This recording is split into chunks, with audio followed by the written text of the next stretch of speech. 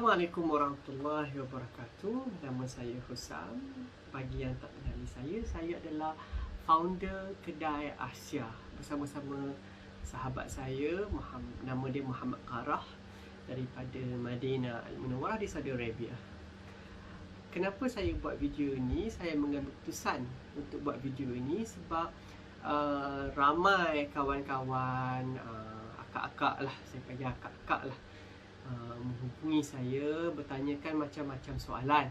Antaranya yang paling ramai tanya macam mana nak masuk produk makanan, nak hantar ke Arab Saudi, ataupun ada juga setengah-setengah yang dah mula ada entrepreneurial spirit, nak jadi usahawan.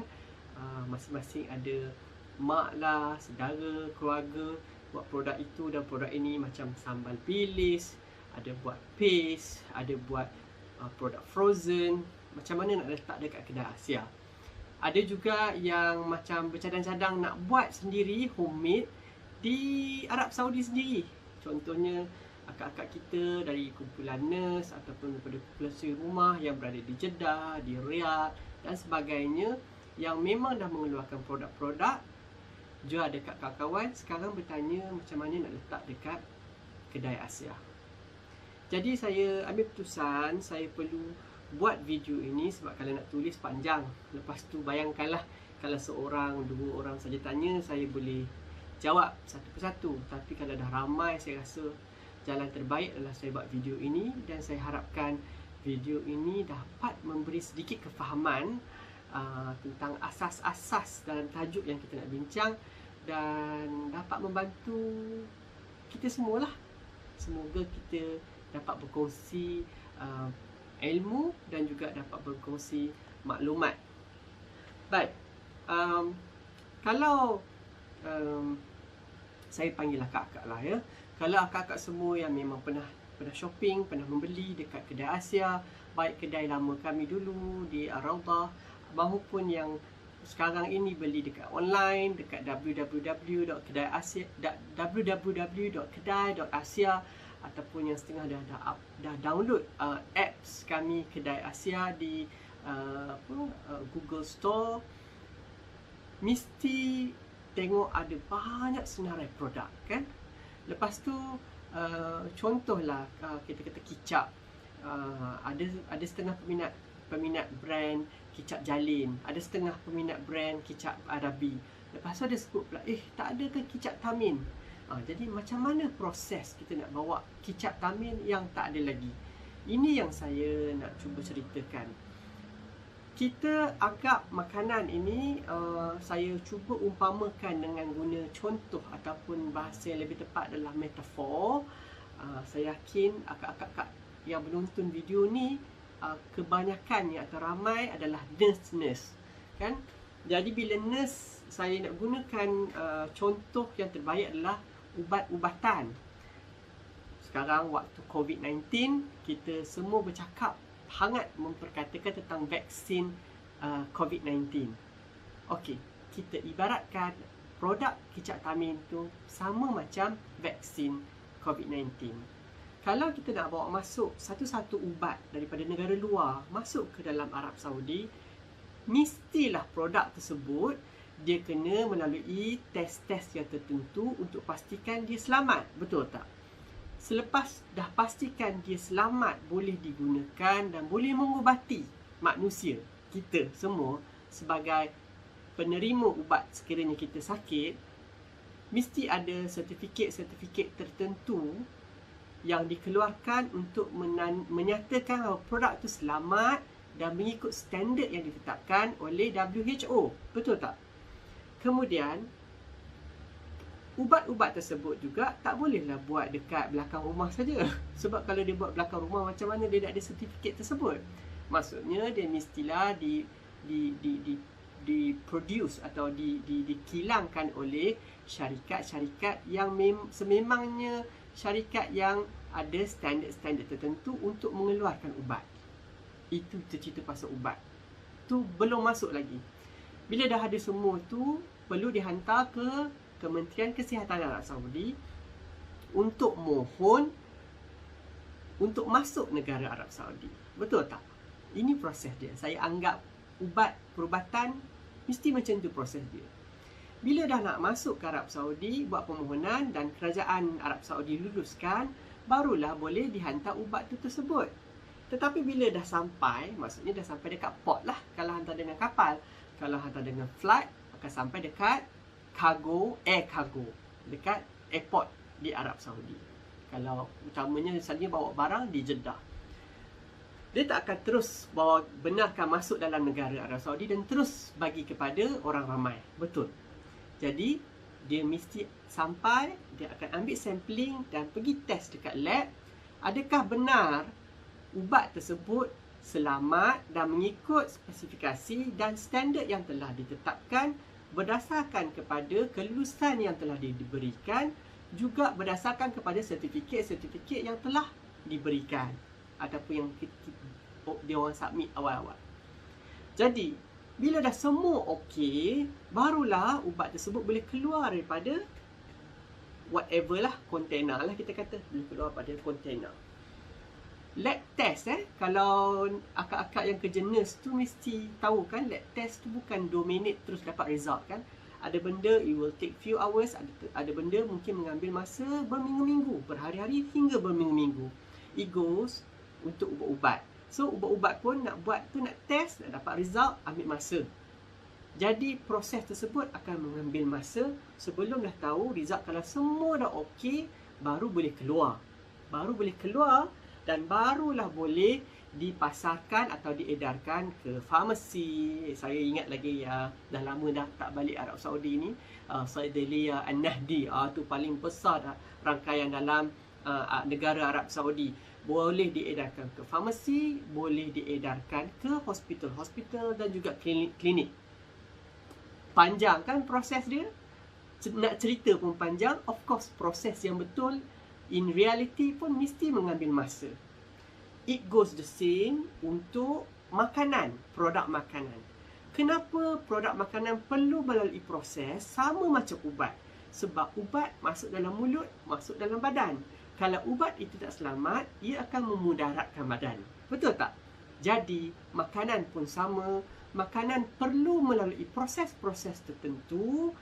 Mestilah pertama, makanan itu diproduce atau dibuat oleh, tak kira lah, bahasa mudah dia, syarikat yang mempunyai standard-standard tertentu, yang mengamalkan standard-standard tertentu, yang menjamin bahawa makanan itu diproduce dalam keadaan yang selamat dan sihat.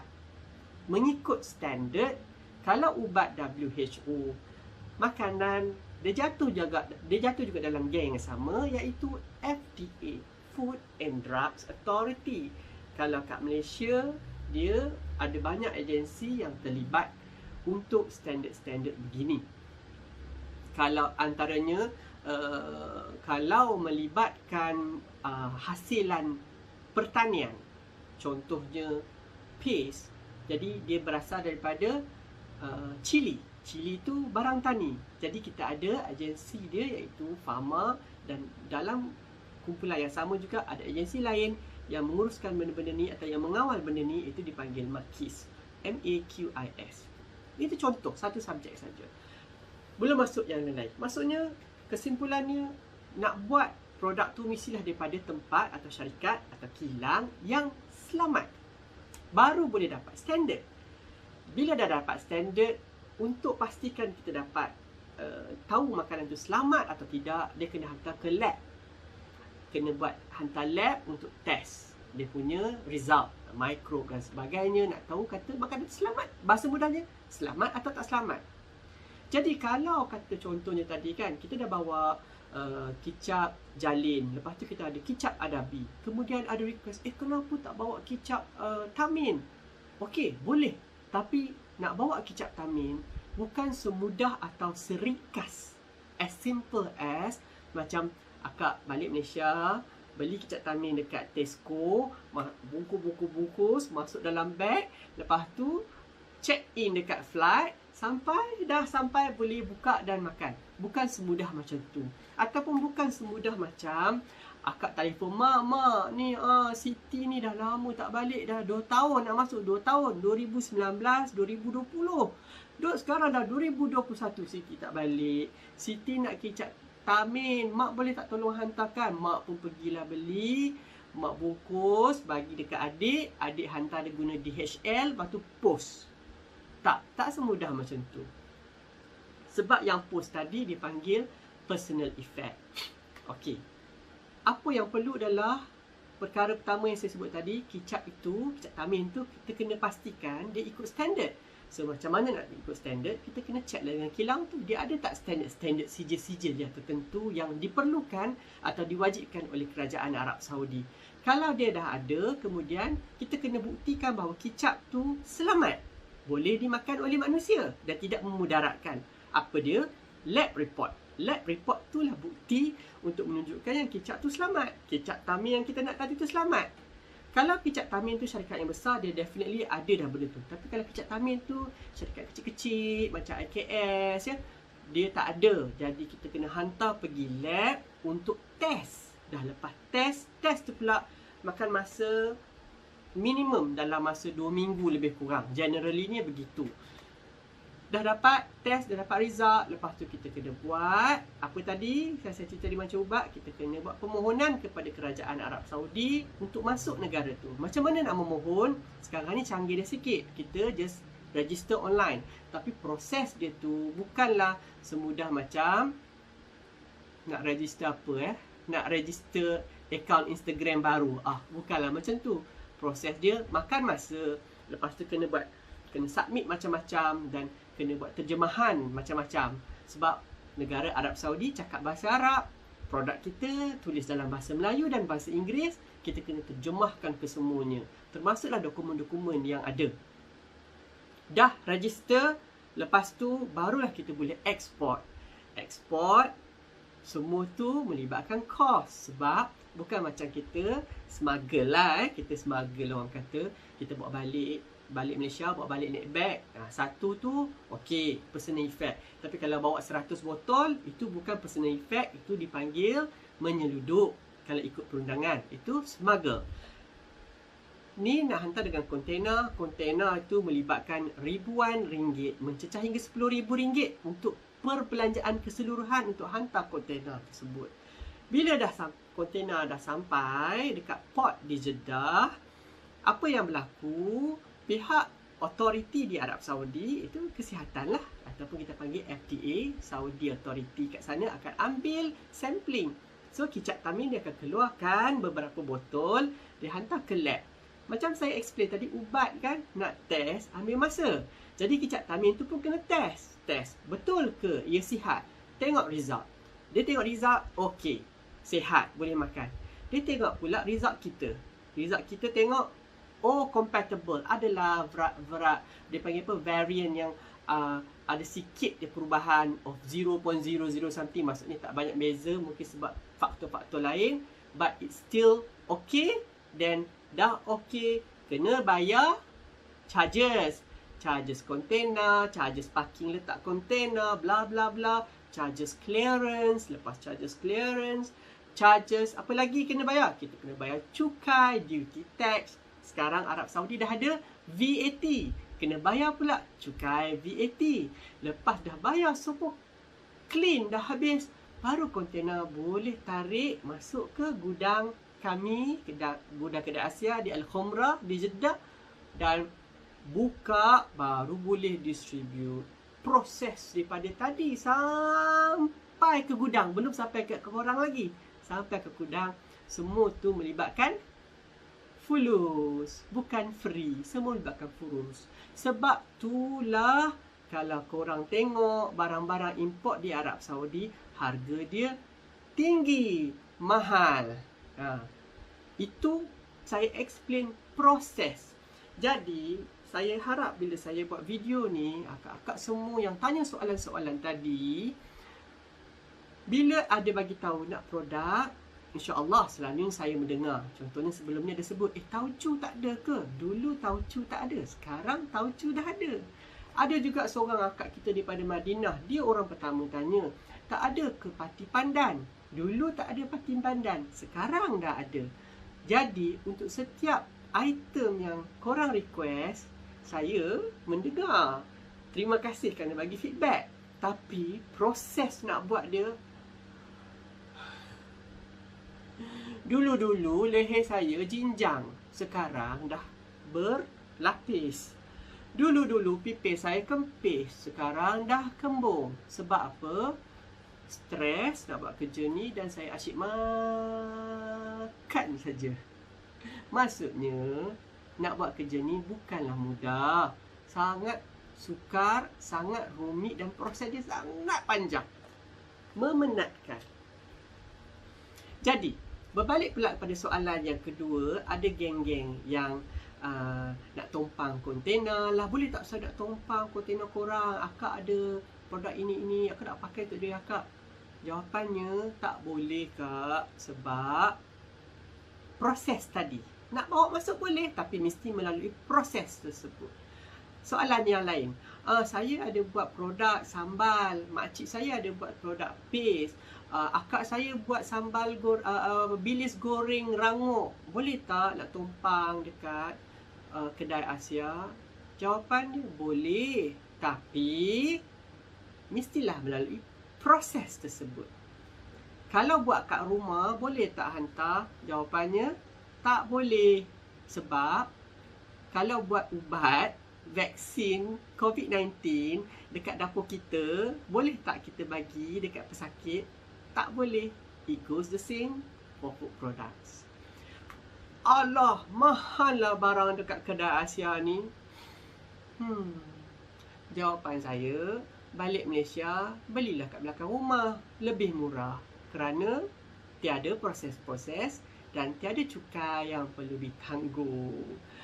Jadi saya harap bila saya dah explain panjang lebar, dah berapa minit? 17 minit, nak masuk 18 minit. Harap akak-akak semua fahamlah proses-proses ini.